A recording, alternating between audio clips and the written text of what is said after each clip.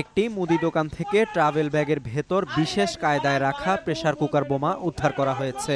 ৩১ জুলাই counter terrorism and transnational ক্রাইমের bomb disposal unit বোমাটি উদ্ধার করে নিষ্ক্রিয় করে। পুলিশ জানায় ৩০ জুলাই রাত ৯:৩০টার দিকে সাভারের আশুলিয়ার চারারবাগে একটি মুদি দোকানে মুখে মাস্ক পরা এক ব্যক্তি কোমল পানীয় কিনতে আসেন। এ সময় দোকানদার ভাঙতি টাকা আনতে পাশের দোকানে গেলে ওই অজ্ঞাত ব্যক্তি তালাবদ্ধ ট্রাভেল ব্যাগটি ফেলে পালিয়ে যান। অনেকক্ষণ হয়ে গেলেও ব্যাগটি নিতে সেই ব্যক্তি না আসায় স্থানীয়রা সন্দেহবশত ব্যাগটি খোলে। এ সময় ব্যাগের ভেতরে স্কচ ট্যাপ দিয়ে মোড়ানো প্রেসার কুকার দেখতে পেয়ে পুলিশে খবর দেওয়া হয়। পুলিশ এসে এলাকাটি ঘিরে ফেলে। পরদিন শুক্রবার সকাল 6:30টার দিকে চারারবাগের পার্শ্ববর্তী একটি খোলা মাঠে বোমাটি নিষ্ক্রিয় করা হয়।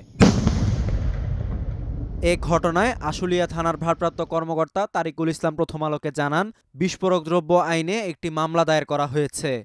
ঘটনার পেছনে জড়িতদের শনাক্ত করে গ্রেপ্তারের চেষ্টা চলছেও বলে জানান তিনি।